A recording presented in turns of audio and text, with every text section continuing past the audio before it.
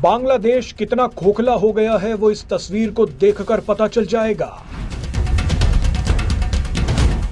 बांग्लादेश को वहीं के कट्टरपंथी दीमक की तरह चाट रहे हैं। बांग्लादेश में शेख हसीना के तख्ता पलट के बाद पहली बार मुस्लिमों के ही बीच ऐसी जंग शुरू हो गई है जिसे रोकना अब मुश्किल हो गया है। इस जंग में भारतीय मुस्लिमों का भी नाम लिया जा रहा है।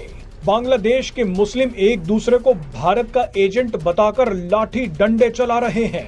बांग्लादेश से आ रही तस्वीरें डराने वाली हैं। दरअसल बांग्लादेश में इज्तिमा मौत का अखाड़ा बन गई है।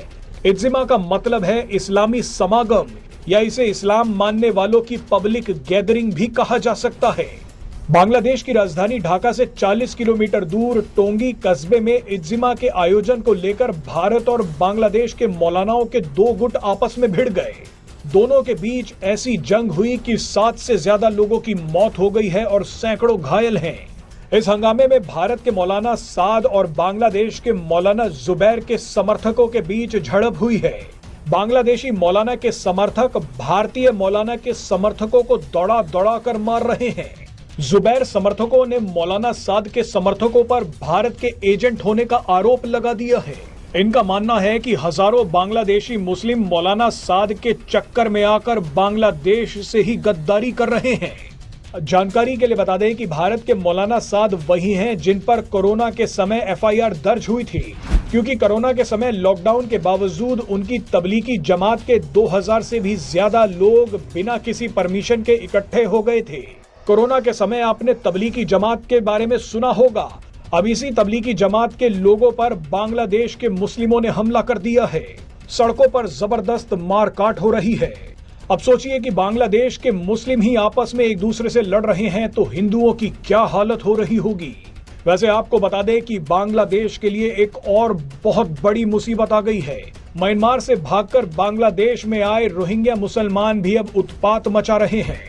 बांग्लादेश में रहने वाले रोहिंग्या मुसलमान अब देश पर अपना दावा भी ठोक रहे हैं।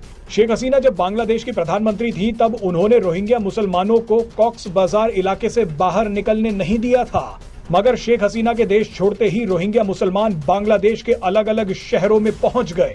आपको बता दें कि रोहिंग्या मुसलमान म्यांमार के रखाइन इलाके के रहने वाले हैं, लेकिन रखाइन इलाके में भी अरकान आर्मी का कब्जा हो गया है। अरकान आर्मी बुद्धिस्ट लोगों की एक आर्मी है जो म्यांमार से रोहिंग्याओं को भगा रही है। यानी इसका मतलब ये हुआ कि अब म्यांमार से बड़ी संख्या में और भी ज्यादा रोहिंग्या बांग्लादेश पहुंच रहे हैं। बांग्लादेश रोहिंग्याओं से कितना परेशान हो गया है उसका अंदाजा आप मोहम्मद यूनुस के बयान से लगा सकते हैं।